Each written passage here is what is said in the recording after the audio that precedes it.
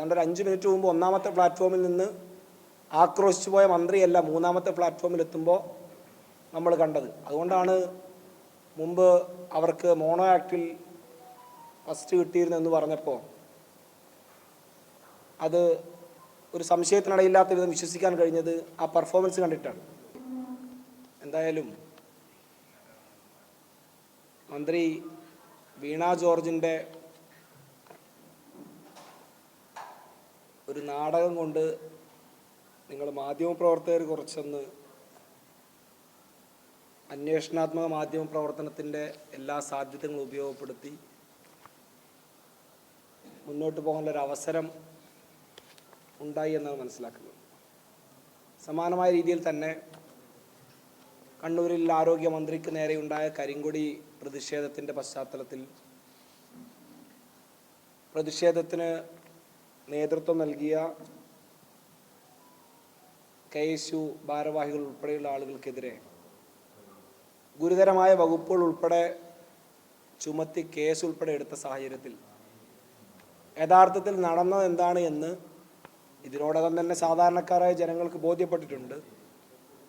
ഒരുപക്ഷെ ഇന്നലെ വരെ ബോധ്യപ്പെടാതിരുന്ന കേരളത്തിലെ ചില മാധ്യമങ്ങൾക്കെങ്കിലും ഇന്ന് ചില ക്യാപ്സ്യൂളുകൾ കൂടി പുറത്തിറങ്ങിയപ്പോൾ ഒന്നുകൂടി ആധികാരികമായി അത് ബോധ്യപ്പെട്ടിട്ടുണ്ട് എന്നാണ് മനസ്സിലാക്കുന്നത്.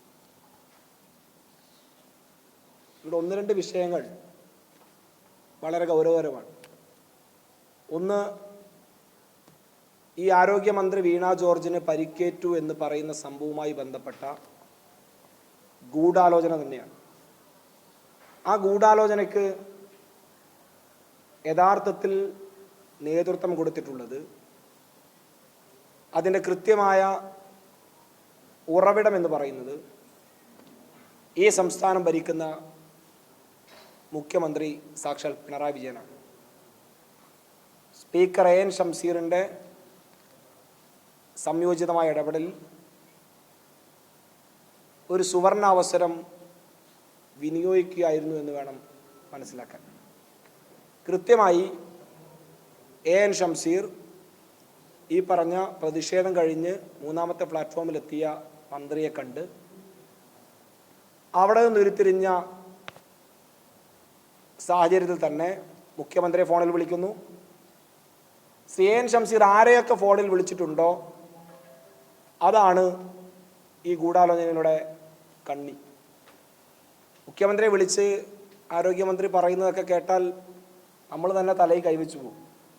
ഏതാണ്ട് ഒരു 5 മിനിറ്റ് മുമ്പ് ഒന്നാമത്തെ പ്ലാറ്റ്ഫോമിൽ നിന്ന് ആക്രോശിച്ചു പോയ മന്ത്രിയല്ല മൂന്നാമത്തെ പ്ലാറ്റ്ഫോമിൽ എത്തുമ്പോൾ നമ്മൾ കണ്ടത്. അതുകൊണ്ടാണ് മുമ്പ് അവർക്ക് മോണോ ആക്ടിൽ ഫസ്റ്റ് കിട്ടിയിരുന്നെന്ന് പറഞ്ഞപ്പോൾ അത് ഒരു സംശയത്തിനിടയില്ലാത്ത വിധം വിശ്വസിക്കാൻ കഴിഞ്ഞത് ആ പെർഫോമൻസ് കണ്ടിട്ടാണ്. പിണറായി വിജയൻ്റെ നിർദ്ദേശപ്രകാരം തന്നെ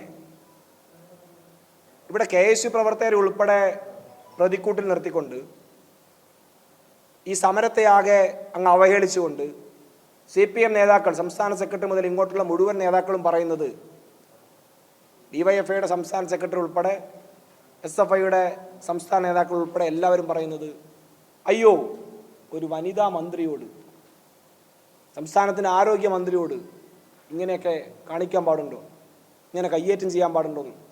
എന്തായാലും കയ്യേറ്റം ചെയ്തിട്ടില്ല എന്ന് മന്ത്രിക്ക് പരിക്ക് പറ്റിയിട്ടില്ല എന്നുള്ള കാര്യം ഇതിനോടകം പൊതുസമൂഹത്തിന് ബോധ്യപ്പെട്ടിട്ടുണ്ട്. യഥാർത്ഥത്തിൽ ഇവിടെ ആരാണ് വനിതാ മന്ത്രിയെ അപമാനിച്ചതും ഈ പറഞ്ഞ വില കുറഞ്ഞ നാടകത്തിന് ഉപയോഗപ്പെടുത്തിയതും ഈ പറഞ്ഞ സംസ്ഥാനം ഭരിക്കുന്ന മുഖ്യമന്ത്രിയല്ലേ?